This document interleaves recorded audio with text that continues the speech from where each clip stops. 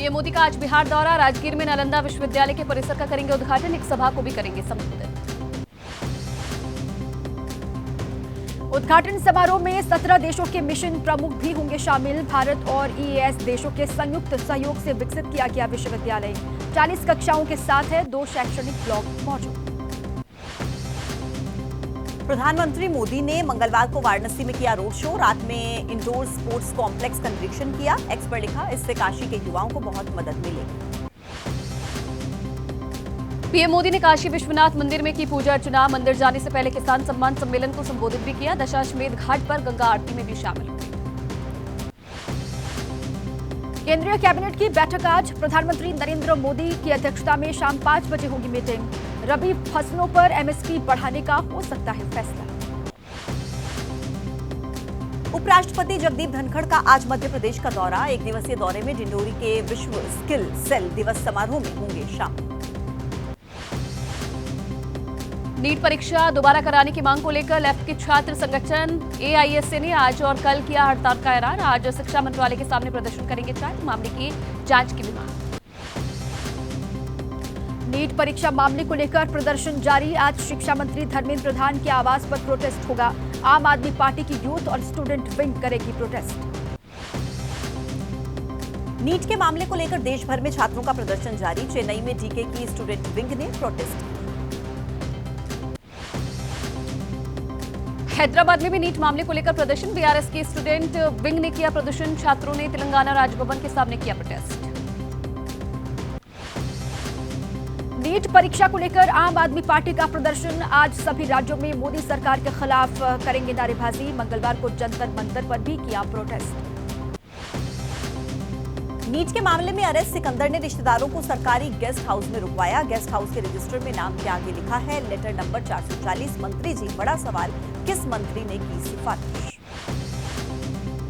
NEET विवाद पर ओवैसी ने पीएम मोदी पर साधा निशाना। कहा, आप 24 लाख बच्चों के मन की बात करिए। मन की बात में कहिए कि नीट का एग्जाम फिर से होगा। मुंबई के 50 से ज्यादा अस्पतालों, हिंदुजा कॉलेज और बीएमसी हेडक्वार्टर में नहीं मिली कोई भी संदिग्ध वस्तु। सभी जगह धमकी भरा कॉल आया था, मेल आया था। अज्ञात के खिलाफ केस दर्ज करके पुलिस कर रही है पड़ताल। मंगलवार को देश के 41 हवाई अड्डों को बम से उड़ाने की मिली फर्जी धमकी। सूत्रों के मुताबिक फर्जी धमकी भरे ईमेल के पीछे केएनआर नाम के ऑनलाइन समूह का हाथ होने का संदेह। वायनाड से प्रियंका की चुनावी पारी के आगाज पर रॉबर्ट वाड्रा ने कहा कि परिवार ने मिलकर फैसला लिया है। बीजेपी खुद में झांके, उनकी पार्टी में भरे हुए परिवार वाले नेता। रॉबर्ट वाड्रा ने किया दावा, नीतीश कभी भी छोड़ सकते हैं सरकार का साथ। नायडू भी खुश नहीं। ये हल्की सरकार, विपक्ष मजबूत और बिना विपक्ष के सरकार नहीं करेगी कोई बड़ा फैसला। प्रियंका गांधी पर असम के सीएम हिमंता बिस्वा शर्मा ने कहा, 3 गांधी आ चुके हैं। हमारा तो विनम्र निवेदन है कि प्रियंका गांधी के पति, उनके बेटा बेटी भी राजनीति में आ जाएं। कांग्रेस में वापसी करना चाहते हैं पूर्व राष्ट्रपति प्रणब मुखर्जी की बेटी अभिजीत मुखर्जी। कांग्रेस से नेतृत्व मांगा समय। बहन शर्मिष्ठा मुखर्जी की किताब की टाइमिंग पर उठाए सवाल। अभिजीत मुखर्जी ने प्रियंका गांधी को करार दिया दूसरी इंदिरा। कहा, चुनाव के पहले आता तो लगता कि टिकट के लिए वापस आ रहा। बीजेपी संपर्क करे तो सोचेंगे, लेकिन मुझे नहीं जचेगा। आज चंडीगढ़ में पंजाब कांग्रेस कमेटी की मीटिंग। आने वाले विधानसभा उपचुनावों के लिए रणनीति पर चर्चा होगी। सुबह 11:30 बजे प्रदेश ऑफिस में बैठक होगी। आज शिवसेना शिंदे और शिवसेना उद्धव ठाकरे मनाएंगे स्थापना दिवस। शिवसेना का वर्ली डोम में और शिवसेना यूपीटी का षणमुखानंद हॉल में कार्यक्रम है। दोनों दल करेंगे शक्ति प्रदर्शन। टीएमसी नेताओं ने मुंबई में की शिवसेना यूबीटी नेता उद्धव ठाकरे से मुलाकात। मातोश्री में महाराष्ट्र के पूर्व मुख्यमंत्री के साथ हुई बैठक। पश्चिम बंगाल में चुनाव के बाद हिंसा। संदेश खाली में कार्यकर्ताओं से मिला बीजेपी नेताओं का दल। रविशंकर प्रसाद ने ममता बनर्जी पर निशाना साधा। कहा, आप संविधान की बात कर देनी चाहिए बंद। बीजेपी नेता विप्लव कुमार देव ने लगाया आरोप, पुलिस एफआईआर नहीं दर्ज करती। कहा, ममता बनर्जी महिला होकर भी महिला की रक्षा नहीं कर सकती। ईवीएम पर आंध्र प्रदेश के पूर्व सीएम जगनमोहन रेड्डी के पोस्ट को नायडू सरकार के मंत्री ने बताया सबसे बड़ा मजाक। के दुर्गेश ने कहा, 19 में जब जीते थे तो कहा कि ईवीएम अच्छा काम कर रहा है। केंद्रीय मंत्री एचडी कुमारस्वामी ने कहा 2023 में जब कांग्रेस जीती तो ईवीएम ने उन्हें कैसे सपोर्ट किया, क्या कांग्रेस ने ईवीएम एडजस्ट किया था, अब क्यों मुद्दा उठा रहे? ईवीएम पर बोले नागौर से सांसद हनुमान बेनीवाल, ईवीएम में हमें भी गड़बड़ी लगती है, ये लोग कुछ भी कर सकते हैं, हमने भी ईवीएम पर उठाए थे सवाल और कहीं कहीं गड़बड़ी हुई। गिरिराज सिंह ने कहा सिविल यूनिफॉर्म और जनसंख्या नियंत्रण कानून ना लाया जा सके, इसलिए संविधान खतरे में है कि अफवाह फैलाई गई, ऐसे को पहचानिए और अपनों से ही खरीदे सामान। 24 जून से 18वीं लोकसभा का पहला सत्र, इस सत्र में होगा नई लोकसभा अध्यक्ष का चुनाव। राष्ट्रपति देश के सामने रखेंगी अगले 5 साल के लिए एनडीए सरकार का दृष्टिकोण। मंगलवार को रक्षा मंत्री राजनाथ सिंह ने वरिष्ठ मंत्रियों के साथ बैठक की, संसद के आगामी सत्र की रणनीति पर हुई चर्चा। खबरों के मुताबिक बैठक में लोकसभा अध्यक्ष और उपाध्यक्ष पद के संभावित उम्मीदवारों पर चर्चा। जेडीयू अध्यक्ष पद के लिए बीजेपी उम्मीदवार का करेगी समर्थन। टीडीपी ने सर्वसम्मति से उम्मीदवार की मांग की। कांग्रेस नेता राहुल गांधी का जन्मदिन आज 54 साल के हो जाएंगे राहुल। सुबह 10 बजे के करीब कांग्रेस कार्यकर्ता 10 जनपथ और कांग्रेस मुख्यालय पर मनाएंगे जश्न। धर्मशाला के 2 दिवसीय दौरे पर अमेरिकी शिष्टमंडल संसद के विदेश मामलों की समिति के अध्यक्ष माइकल मैककॉल के नेतृत्व में पहुंचा धर्मशाला।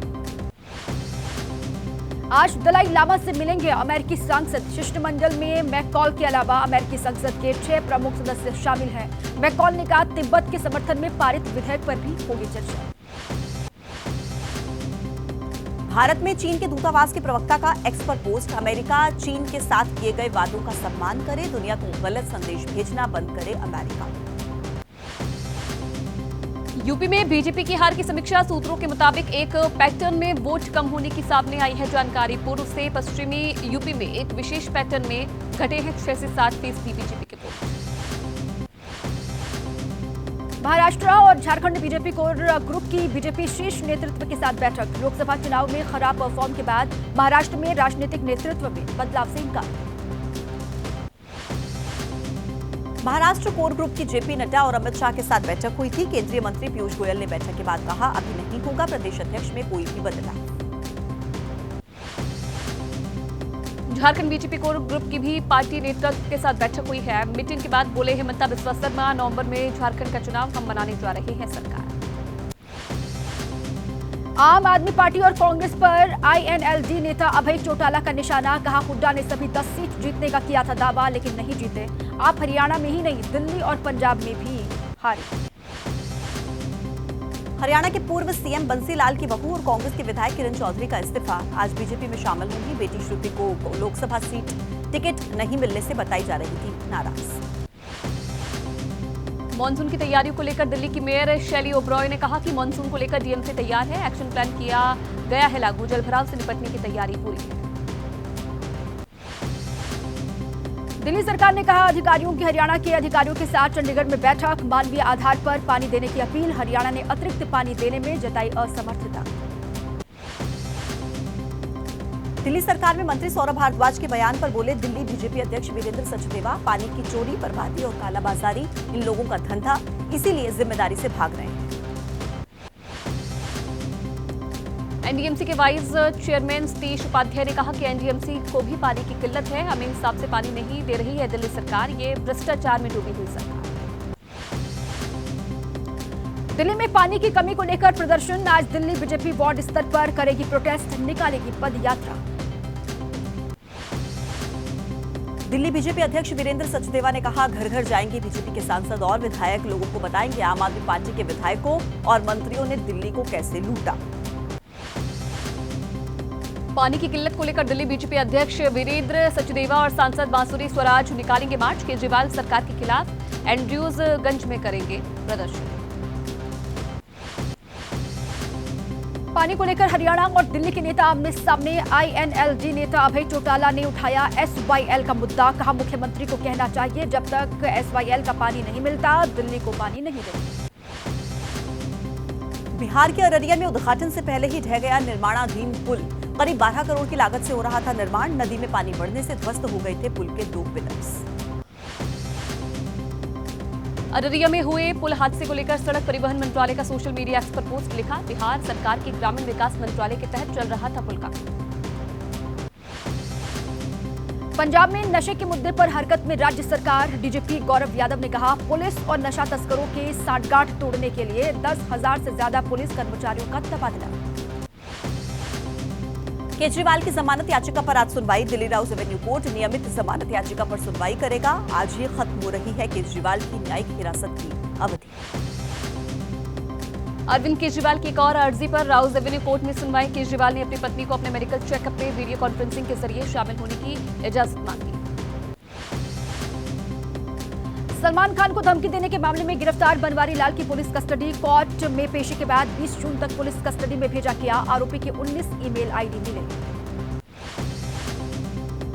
बारामूला से लोकसभा चुनाव जीते राशिद की अंतरिम जमानत पर 22 जून को फैसला होगा। राशिद ने सांसद के रूप में शपथ लेने के लिए अंतरिम जमानत की मांग की। कोर्ट ने एनआईए से अपना जवाब दाखिल करने को कहा। जम्मू कश्मीर के पुंछ इलाके में गोलीबारी, पेट्रोलिंग टीम पर की गई फायरिंग। इलाके में आतंकियों के छिपे होने की आशंका। जानकारी के बाद मौके पर अतिरिक्त फोर्स को भेजा गया। पुंछ क्षेत्र में 2 आतंकियों की मौजूदगी के बाद भेजी गई थी टीम। जम्मू कश्मीर पुलिस के स्पेशल ऑपरेशंस ग्रुप पर की गई फायरिंग। 9 जून के बाद जम्मू क्षेत्र में छठी घटना। दिल्ली के एक रेस्टोरेंट के अंदर हुई फायरिंग में एक व्यक्ति की मौत। राजौरी गार्डन की घटना। मामले की जांच जारी। मौके पर जाकर पुलिस अधिकारियों ने मुआयना किया। बिहार के मुजफ्फरपुर में नौकरी के नाम पर लड़कियों के यौन उत्पीड़न का मामला। पुलिस ने मुख्य आरोपी को किया गिरफ्तार। एसआईटी ने तिलक कुमार सिंह को किया अरेस्ट। हरियाणा के पानीपत में कंप्यूटर सेंटर के संचालक की हत्या में खुलासा। पत्नी ने प्रेमी के साथ मिलकर रची थी हत्या की साजिश। आरोपी महिला और उसका प्रेमी गिरफ्तार। पानीपत पुलिस ने आरोपियों से पूछताछ में किया खुलासा। महिला ने पहले भी रची थी पति की हत्या की साजिश। पहले पति का एक्सीडेंट करवाकर की थी जान से मारने की कोशिश, तब हादसे में बच गए थे विनोद। मध्य प्रदेश के मुरैना में क्वारी नदी से मिले देवर भाभी के कंकाल। नदी से मिली कार के अंदर कंकाल मिले। 6 फरवरी से लापता थे दोनों। हत्या या फिर हादसा, दोनों एंगल से जांच कर रही है पुलिस।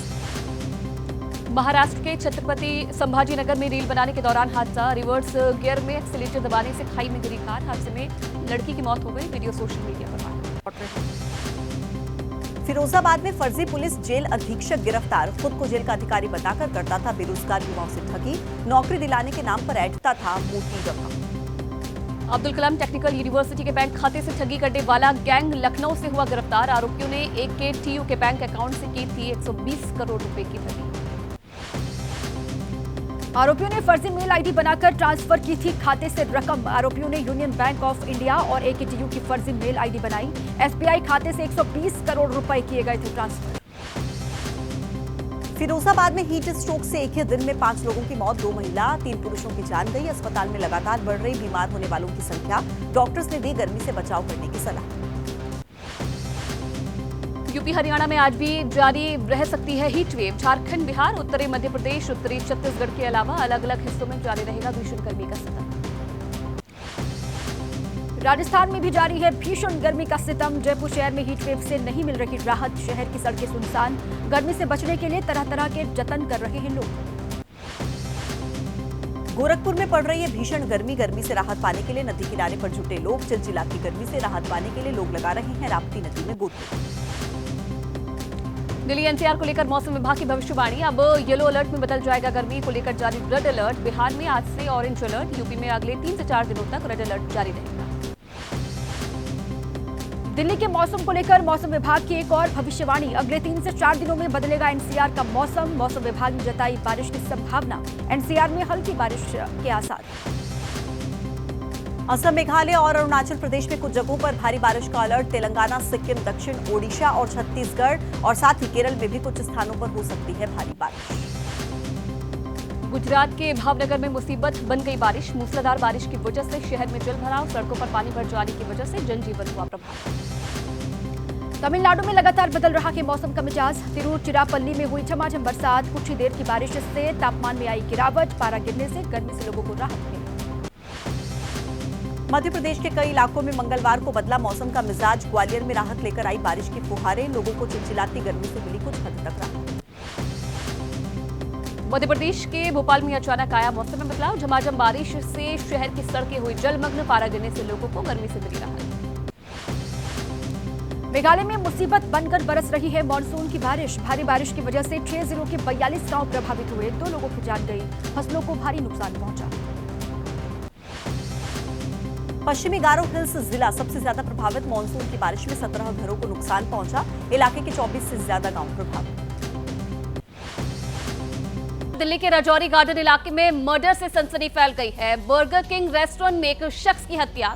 अज्ञात हमलावरों ने 10 राउंड फायरिंग की है। फॉरेंसिक टीम मामले की जांच में जुटी है। पुलिस सीसीटीवी फुटेज खंगाल रही है। बड़ी जानकारी मिल रही है। दिल्ली के राजौरी गार्डन इलाके में मर्डर। बर्गर किंग रेस्टोरेंट में एक शख्स की हत्या कर दी गई। आपको बता दें कि अज्ञात हमलावरों ने 10 राउंड फायरिंग की। हालांकि मौके पर फॉरेंसिक टीम पहुंच गई है, जांच में जुटी हुई है और पुलिस सीसीटीवी फुटेज खंगाल रही है। राजौरी गार्डन थाने में लोकल 20 स्टाफ को एक खबर मिली थी जिसमें कि बताया गया कि बर्गर किंग पे यहाँ पे कुछ एक गोलियाँ चली हैं। उसको ध्यान में रखते हुए जो बीट ऑफिसर्स थे उन्होंने और लोकल थाने के स्टाफ ने रिस्पॉन्ड करा। यहाँ पर पहुँचने पर जब वो घटना सत्य पाई गई तो डिस्ट्रिक्ट की जितने भी स्पेशलाइज्ड टीम्स हैं, special staff, anti narcotics, AATS, उन सबको यहाँ पे मोबिलाइज़ करा गया। पहुंचने पर जो अभी तक जानकारी में आया है क्राइम टीम के द्वारा सीन ऑफ क्राइम के एग्जामिनेशन में, उसमें तकरीबन 10 या उससे ज़्यादा राउंड्स फायर हुए हैं और एक व्यक्ति की इसमें मृत्यु हुई है। उस व्यक्ति की आइडेंटिटी इस्टेब्लिश करने के लिए और बाकी जो लोग जिन्होंने इस वारदात को अंजाम दिया है उनकी पहचान करने के लिए टीमों का गठन करके और हम लोग उस पर काम कर रहे हैं। ये अभी मैटर ऑफ इन्वेस्टिगेशन है। जैसे ही वो पुख्ता जानकारी हमारे पास अवेलेबल होगी वो आप लोगों के साथ शेयर कर दी। सारे के सारे कैमराज वगैरह चेक करके और सारे फैक्ट्स असरटेन करे जा रहे हैं। तो इस समय पे कुछ भी कह पाना कि कौन साथ में था और कितने लोग आए थे वो अभी उचित नहीं होगा। जैसे ही वो कंफर्म होगा वो आप लोगों के साथ शेयर कर दिया जाएगा। और जिस जगह पर यह वारदात हुई है उसी जगह से हमारे सहयोगी दिव्यांकर तिवारी की रिपोर्ट देखिए। राजौरी गार्डन के बर्गर किंग में एक व्यक्ति के ऊपर ताबड़तोड़ कई राउंड गोलियां चलाई जाती हैं और व्यक्ति मौके पर ही दम तोड़ देता है। जिस बर्गर किंग में ये घटना हुई उसके ठीक बाहर हमारी मौजूदगी और तस्वीरों में आपको हम दिखाना चाहेंगे। तमाम जो दिल्ली पुलिस के आला अधिकारी हैं वो मौके पर मौजूद है। नारकोटिक्स समेत जो दूसरी टीमें हैं, FSL की टीम है, वो घटनास्थल पर जो जांच पड़ताल करने में और सबूत जुटाने में लगातार लगी हुई है। इसके साथ साथ जो आला अधिकारी हैं, एडिशनल DCP या फिर जो DCP रैंक के अधिकारी हैं वो भी घटनास्थल पर पहुंचे हुए हैं और पूरी जांच पड़ताल करने में जुटे हुए हैं। जिस व्यक्ति को गोली मारी गई उसकी पहचान अब तक साफ नहीं हो पाई है, लेकिन कहीं ना कहीं पुलिस लगातार इस पूरे मामले में तहकीकात करने में जुटी हुई है। जिस तरह से इस पूरी घटना को अंजाम दिया गया वो कहीं ना कहीं इस ओर भी इशारा करता है कि कहीं ये मामला आपसी रंजिश वाला तो नहीं। और पुलिस इस पूरे मामले में जो CCTV फुटेज हैं उसको भी खंगालने में जुटी हुई है। आखिर कितने हमलावर थे जो बर्गर किंग में पहुंचते हैं और व्यक्ति के ऊपर ताबड़तोड़ कई राउंड जो गोलियां हैं वो चलाते हैं, जिसके बाद उस व्यक्ति की मौत हो जाती है। ये जो पूरी घटना हुई ये तकरीबन 10 बजे के आसपास इस बर्गर किंग में हुई है। राजौरी गार्डन का ये इलाका है और ठीक मेरे अगर आप दाहिनी ओर देख पाएंगे तो ये चलती फिरती रोड है और इस रोड के ठीक बगल ये जो बर्गर किंग है यहीं पर इस पूरी घटना को अंजाम दिया गया है। जिस तरह से इस पूरी घटना को अंजाम दिया गया वो निश्चित तौर पर इस ओर इशारा कर रही है और यही लग भी रहा है कि कहीं ना कहीं ये जो पूरी घटना हुई इसमें आपसी रंजिश वाला भी पहलू शामिल हो सकता है। तो पुलिस इस आपसी रंजिश के साथ साथ तमाम जो दूसरे एंगल हैं उसको लेकर भी जांच करने में जुटी हुई है। देखने वाली बात होगी कि जब पुलिस अपनी जांच आगे बढ़ाती है तो इस घटना की वजहों के बारे में जब पता चलेगा तो और भी ज़्यादा तस्वीर इस घटना के बारे में साफ हो पाएगी। लेकिन अभी भी जो व्यक्ति है उसकी पहचान नहीं हो पाई है और जब व्यक्ति की पहचान होगी तो उसके परिवार वालों से भी पूछताछ होगी और कनेक्शन भी निकालने की कोशिश की जाएगी। लेकिन अभी घटनास्थल पर आला अधिकारियों के साथ जो तमाम जो दूसरी टीमें हैं वो इस पूरी घटना से जुड़ी हुई तमाम सबूतों को जुटाने की कोशिश लगातार कर रही हैं।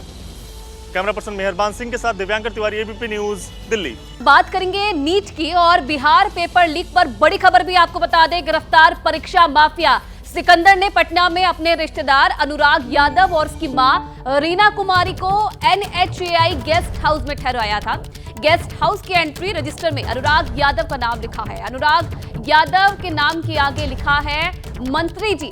अब सवाल ये है कि आखिर किस मंत्री की सिफारिश पर नीट पेपर लीक गैंग में शामिल अभ्यर्थी को पटना एयरपोर्ट के सामने NHAI के सरकारी गेस्ट हाउस में ठहराया गया था। और चलिए इसी पूरे मामले पर मेरे सहयोगी शशांक की एक रिपोर्ट आपको दिखाते हैं। इस वक्त हम पटना में एयरपोर्ट के ठीक सामने जो NHAI का गेस्ट हाउस है उसमें मौजूद हैं। दरअसल नीट पेपर लीक मामले में 13 आरोपियों को गिरफ्तार कर जेल भेजा गया है, जिसमें से एक सिकंदर भी है जो दानापुर नगर परिषद में जूनियर इंजीनियर के पद पर तैनात था। सिकंदर ने अपने कबूलनामे में इस बात की पुष्टि की है कि 4 मई को उसने अभ्यर्थी अनुराग यादव एवं उसकी मां रीना कुमारी को इसी गेस्ट हाउस में उसने रुकवाया था। रीना कुमारी अपने बेटे अनुराग के साथ इसी गेस्ट हाउस में रुकी थी। कबूलनामे में सिकंदर ने इस बात की पुष्टि की है। जो अनुराग है वो सिकंदर का भांजा है। तो देखिए ये सरकारी गेस्ट हाउस में इन लोगों को बाकायदा रुकवाया गया। सरकार के नाक के नीचे परीक्षा माफिया ने बड़ा खेल खेला है। देखिए हम आपको रजिस्टर की कॉपी दिखा रहे हैं। देखिए ये रजिस्टर की कॉपी है, उसमें एंट्री बाकायदा किया गया है। अनुराग यादव जो है 12:40 पर अपनी माता के साथ आया था इस गेस्ट हाउस में। 4 मई की तारीख थी। तारीख भी जो है ऊपर यहाँ पे नोट है। बता दें रात तक अनुराग यादव यहीं पर था अपनी माँ के साथ। उसकी माँ रात में यहीं रुकी और अनुराग जो है यहाँ से जो है पटना के खेमनीचक में प्ले स्कूल में गया था और वहीं पर उसको और अन्य अभ्यर्थियों को प्रश्न पत्र और उत्तर दिया गया और रात भर उत्तर रटवाया गया था। सिकंदर ने इस पूरे बात को पुलिस के सामने जो है वो कबूला है। तो आप मानिए कि ये जो सरकारी गेस्ट हाउस है यहाँ पर एक बड़ा खेल परीक्षा माफिया ने खेला। अभ्यर्थियों को यहाँ पर उसने रुकवाने का काम किया है। कैमरा पर्सन विशाल राय के साथ शशांक कुमार, ABP न्यूज पटना। इधर पूर्व राष्ट्रपति प्रणब मुखर्जी के बेटे अभिजीत मुखर्जी कांग्रेस में घर वापसी करना चाहते हैं। ABP न्यूज से खास बातचीत में अभिजीत मुखर्जी ने कहा है कि अपनी मर्जी से कांग्रेस उन्होंने छोड़ी थी और अब वापस वो आना चाहते हैं और इसलिए पार्टी नेतृत्व से समय भी उन्होंने मांगा है।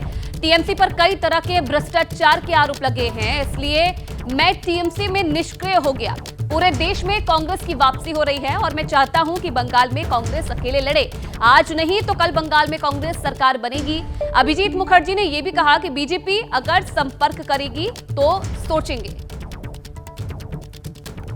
देश के पूर्व राष्ट्रपति और लंबे समय तक कांग्रेस के संकट मोचक के तौर पर जाने जाने वाले प्रणब मुखर्जी का परिवार कांग्रेस पार्टी से बीते कुछ दिनों में दूर हो चुका है। उनके बेटे अभिजीत मुखर्जी तृणमूल कांग्रेस चले गए और बेटी शर्मिष्ठा मुखर्जी भी पार्टी से दूर हो गई और उन्होंने अपनी एक किताब में तो गांधी परिवार तक पर सवाल खड़े कर दिए। लेकिन अब समय बदल रहा है। अभिजीत मुखर्जी घर वापसी की कोशिश कर रहे हैं और इस वक्त खास बातचीत करने के लिए मुखर्जी साहब हमारे साथ हैं। दादा शुक्रिया हमें समय देने के लिए। आप 2021 में तृणमूल कांग्रेस चले गए थे और इसके बाद हम देख रहे हैं कि आप उस पार्टी में लेकिन बहुत एक्टिव नहीं रहे। विधानसभा चुनाव हुआ, लोकसभा चुनाव हुआ, आपकी सक्रियता नजर नहीं आई और अब जो हमें जानकारी मिल रही है, जो हम महसूस कर पा रहे हैं कि अब आप कांग्रेस में घर वापसी करना चाहते हैं।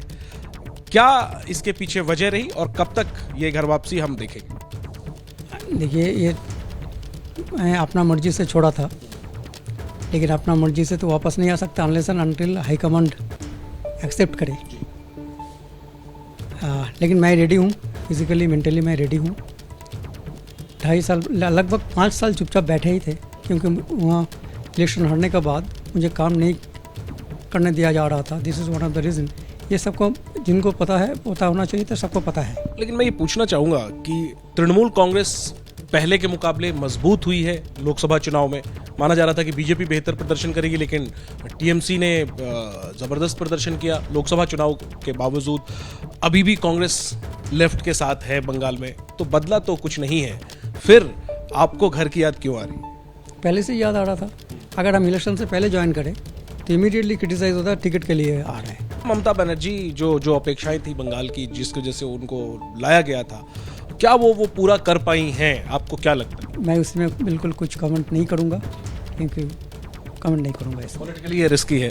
ओवरऑल जो देश में आप कह रहे हैं कि वोटर आ रहा है वापस कांग्रेस की तरफ, इसके पीछे क्या फैक्टर है? क्या एंटी इनकम्बेंसी है 10 सालों की मोदी सरकार के खिलाफ, या ये राहुल गांधी की मेहनत है जिसकी वजह से? थोड़ा बहुत एंटी इनकम्बेंसी है, लेकिन mainly mister Rahul Gandhi and Priyanka ji. ठीक है, आप तो तारीफ कर रहे हैं राहुल गांधी की, प्रियंका गांधी की, लेकिन आपकी बहन शर्मिष्ठा मुखर्जी जी ने एक किताब लिखी, आत्मकथा लिखी, उसमें दादा के डायरियों के हवाले से बहुत सी बातें कही जिसमें सीधा निशाना गांधी परिवार और खास तौर पर राहुल गांधी थे। आप पहली बार बात कर रहे हैं, इसके बाद हम जानना चाहते हैं कि आपके क्या विचार हैं और क्या आपको नहीं लगता कि ये जो किताब है, ये जो शर्मिष्ठा मुखर्जी के बयान है, ये आपके रास्ते की रुकावट बन सकते हैं कांग्रेस में? नहीं, ऐसा मैं नहीं समझता हूँ, क्योंकि किताब हमने, पिताजी का डायरी तो मैंने दिखा नहीं। सेकंड, शर्मिष्ठा मुखर्जी जो लिखा वो जो समझी उसको एक्सप्रेस किया। पिताजी अभी जिंदा नहीं है तो उनको इधर प्रोटेस्ट कर सकता है, नहीं तो उसको कुछ कर सकता है। मेरा यही ख्वाहिश था और विश था, ये किताब पब्लिश नहीं होना चाहिए था, इसको तुमको छपना नहीं चाहिए। कही हुई बातों से आप क्या इत्तेफाक रखते हैं कि नहीं रखते? आप मानते हैं कि सारी बातें जो है वो सब सही? उसमें नहीं, जो हम नहीं देखा, मैं उसको पढ़ा भी नहीं है पूरा। She has given me book but I have not read it. हाँ, ऐसा नहीं है जब गुस्सा से नहीं वो पढ़ा, ऐसा नहीं है, क्योंकि मुझे ये पता है पिताजी किसी से पॉलिटिकल डिस्कशन घर पे नहीं करता था, ज़िंदगी में कभी नहीं किया, एंड कभी हम लोग का इनकरेज नहीं किया जो तुम पॉलिटिक्स में उनका साथ दखलदारी करो और उनका साथ वो करो। लेकिन क्या ये आपके रास्ते की रुकावट नहीं बनेगी दादा? आप I can not decide, high command will decide. आपको लगता है कांग्रेस हाईकमांड इतना उदार दिल दिखाएगा कि अभिजीत मुखर्जी वापस आना चाहते हैं तो उनको जरूर लेगा? बेशक पिछले दिनों में जो विवाद, I always hope for the best. लेकिन यही एक सवाल लोगों के मन में जरूर आएगा कि अभिजीत मुखर्जी कांग्रेस में रहे, फिर कुछ मतभेद के बाद टीएमसी में गए, वहां पे उनका मन नहीं लगा, उम्मीदें जो थी या जो आपके विचार थे, नहीं मिलेगा, कुछ नहीं मिलेगा, मैं अपना घर पे तो रहूँ। तो व्हाई नॉट बीजेपी? एक विकल्प बीजेपी भी तो है बंगाल में, अब वो मजबूत एक विकल्प है। साहब अभी तो हट गया, सीट कम हो गया उनका, और बीजेपी आके मुझे बोलेगा ना, अभी तक तो बोला नहीं, और बोलने के बाद हम डिसाइड करेंगे, बट प्री डिटरमाइंड ये नहीं, बीजेपी जचेगा नहीं। और चलिए आगे बढ़ेंगे एक और बड़ी खबर के साथ। महाराष्ट्र और झारखंड पर बीजेपी ने देर रात बड़ी बैठक की है। राज्यों के कोर ग्रुप के साथ शीर्ष नेतृत्व ने मंथन किया है। आगामी विधानसभा चुनाव को लेकर चर्चा की गई। बैठक में यह भी तय हुआ कि लोकसभा चुनाव में खराब प्रदर्शन पर महाराष्ट्र में राजनीतिक नेतृत्व में बदलाव नहीं होंगे। बैठक में झारखंड का अगले 5 महीने का रोड मैप भी तैयार किया गया है। तो महाराष्ट्र और झारखंड, जहां आने वाले समय में विधानसभा चुनाव होने हैं, इसे लेकर बैठक में मंथन किया गया। वहीं महाराष्ट्र को लेकर ये जो है ये तय किया गया है कि जिस तरीके से प्रदर्शन रहा लोकसभा चुनाव में, उस पर महाराष्ट्र में अब कोई राजनीतिक नेतृत्व में बदलाव नहीं होगा, क्योंकि कयास ये लगाए जा रहे थे कि बड़ा बदलाव महाराष्ट्र में किया जा सकता है। लेकिन बैठक में यह तय हुआ है कि महाराष्ट्र में कोई बदलाव नहीं होगा और झारखंड के अगले 5 महीने का जो रोड मैप है वो भी इस बैठक में तैयार किया गया है। तो बीजेपी के शीर्ष नेतृत्व में ये बैठक हुई। कई जो बड़े नेता हैं वो इसमें शामिल हुए। किस तरीके से आगे विधानसभा चुनाव में काम करना है, इसे लेकर मंथन किया गया। विशेष तौर पर महाराष्ट्र और झारखंड पर फोकस रहा। और चलिए बात करेंगे विरासत की, सियासत की। बिहार में जेडीयू के नेता सीएम नीतीश कुमार के बेटे निशांत से अपील कर रहे हैं कि वो सक्रिय राजनीति में उतरे। निशांत के पिता नीतीश भले ही 2 दशक से बिहार के सीएम हैं, लेकिन खुद निशांत राजनीति से दूर है। सोशल मीडिया पर इन दिनों जेडीयू के नेता, पदाधिकारी और समर्थक ये मांग कर रहे हैं कि निशांत को राजनीति में आना चाहिए। आज पार्टी ने कहा है कि इस तरह की सार्वजनिक मांग से नेताओं को बचना चाहिए।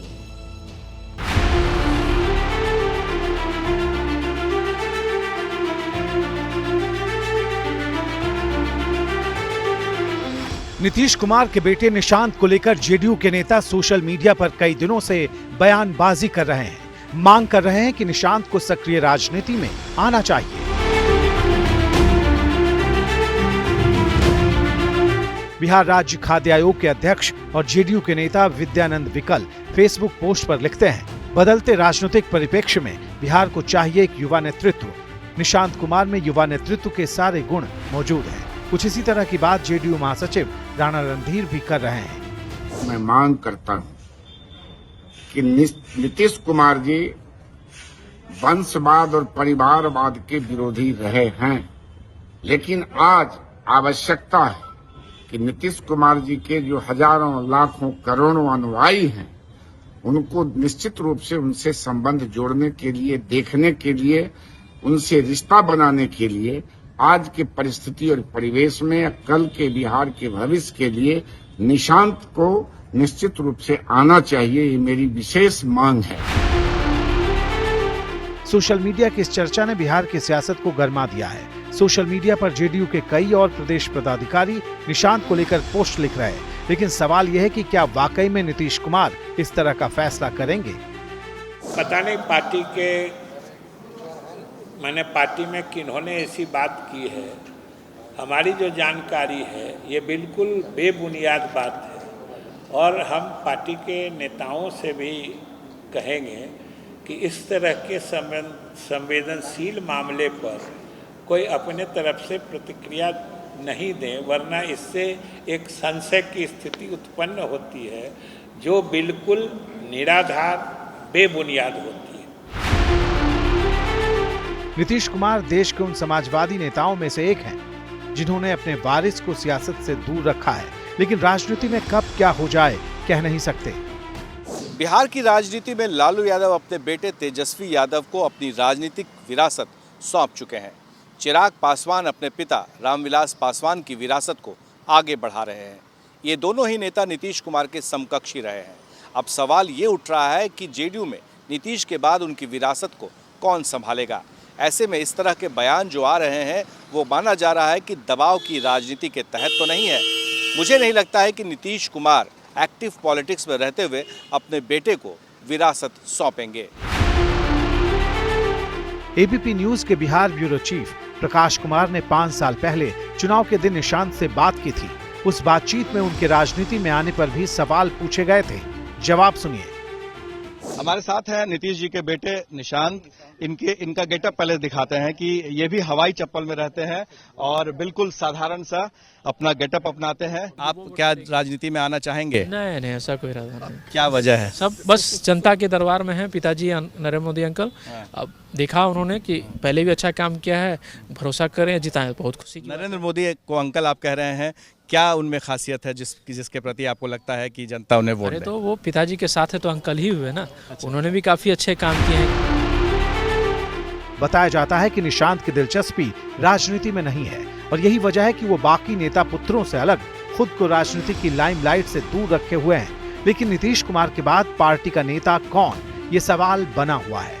वैसे भी पार्टी के नेता परिवारवाद की नई परिभाषा पेश करने लगे हैं। परिवारवाद का परिभाषा जिस रूप में हम लोग विरोध करते हैं या नेता विरोध करते हैं, वो सत्ता सुख भोगने की जो एक परंपरा चल चुकी है, सुख सुविधा के जीवन जीने की जो परंपरा चल चुकी है, इस रूप में वो परिवारवाद का विरोध करते हैं। और कहीं कोई साफ सुथरे ईमानदार नेता का कोई ऐसा सुपुत्र हो, बेटा हो, जो ईमानदारी पूर्वक देश की सेवा करना चाहता हो, तो उसको आने में कोई दिक्कत नहीं।